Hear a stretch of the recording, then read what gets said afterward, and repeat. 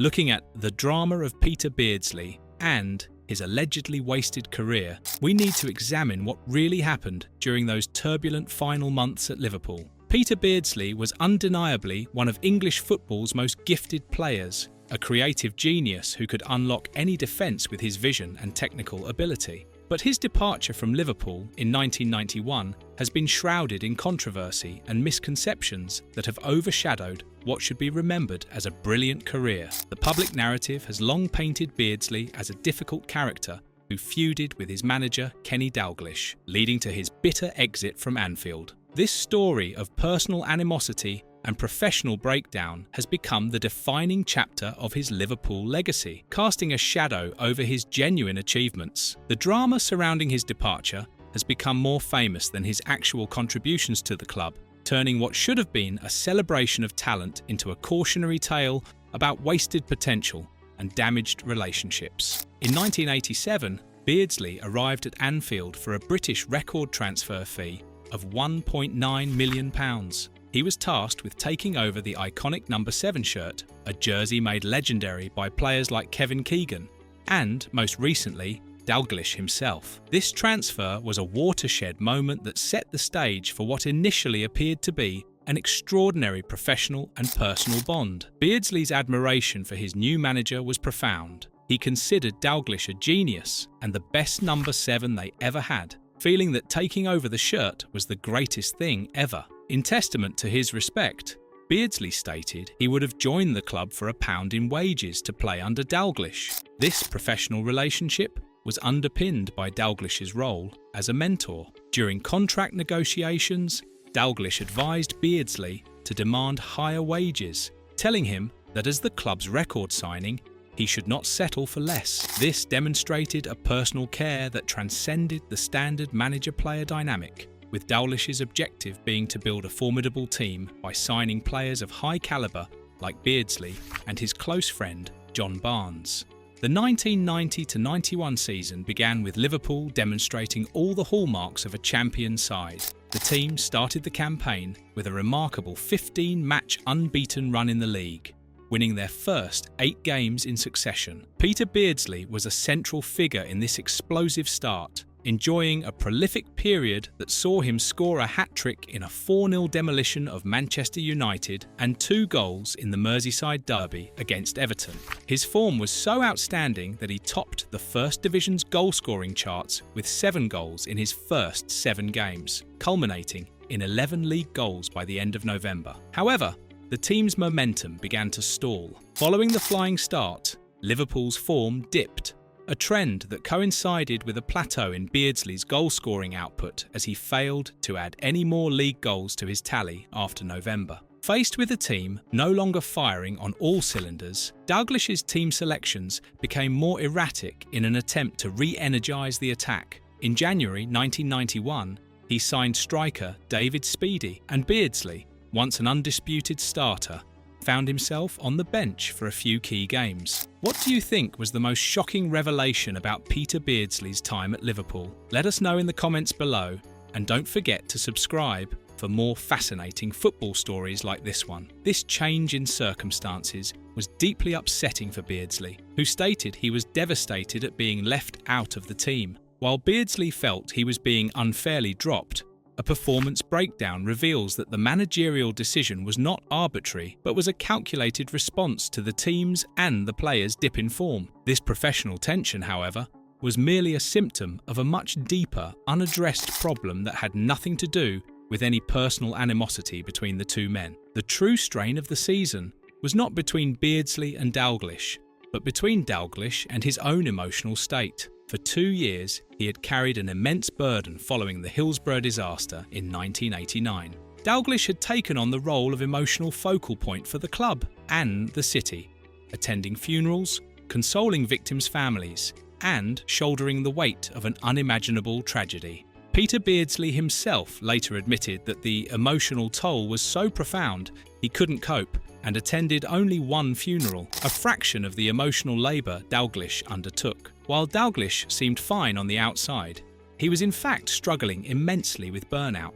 He later revealed that he was relying on alcohol to cope and felt his personality was changing. The players, in their youth and focus on their own careers, admitted they did not fully comprehend the toll this had taken on their manager. Thus, Dalglish's seemingly erratic professional decisions were not personal slights against Beardsley, but rather the manifestation of a man operating under an unsustainable psychological and emotional load, a condition that was slowly eroding his ability to function effectively. The culmination of this season of strain came in the dramatic FA Cup fifth-round replay against Everton on February 20th, 1991. The match, which ended in a thrilling 4-4 draw, was Dalglish's final game of his first managerial reign and perfectly captured the nature of the season. The attacking brilliance was on full display, with Peter Beardsley scoring his last 2 goals for Liverpool in the tie, including a stunning 25-yard shot,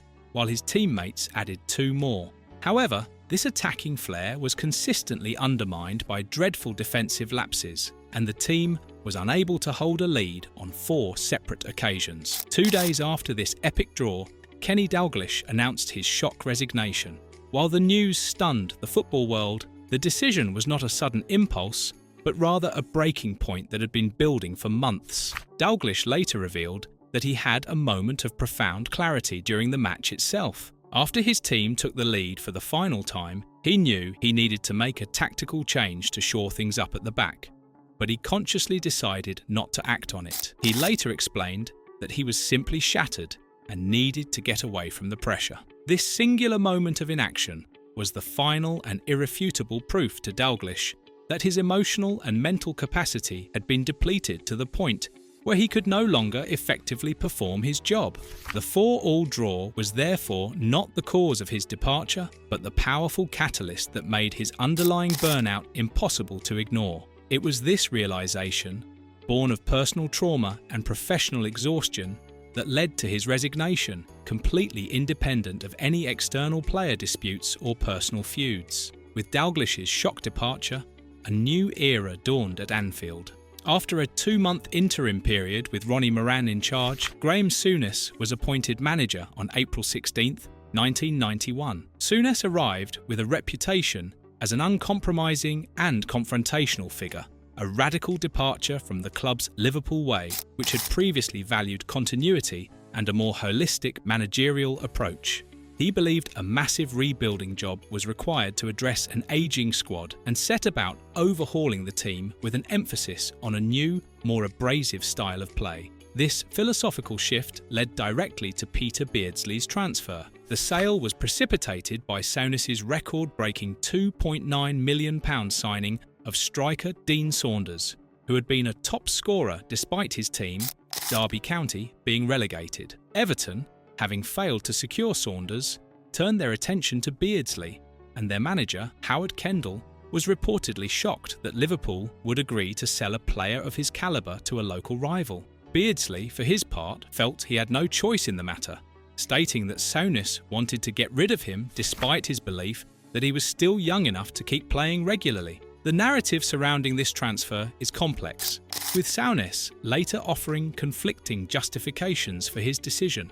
He initially claimed that he was compelled to sell Beardsley because the player was approaching the veteran stage and was looking for another move.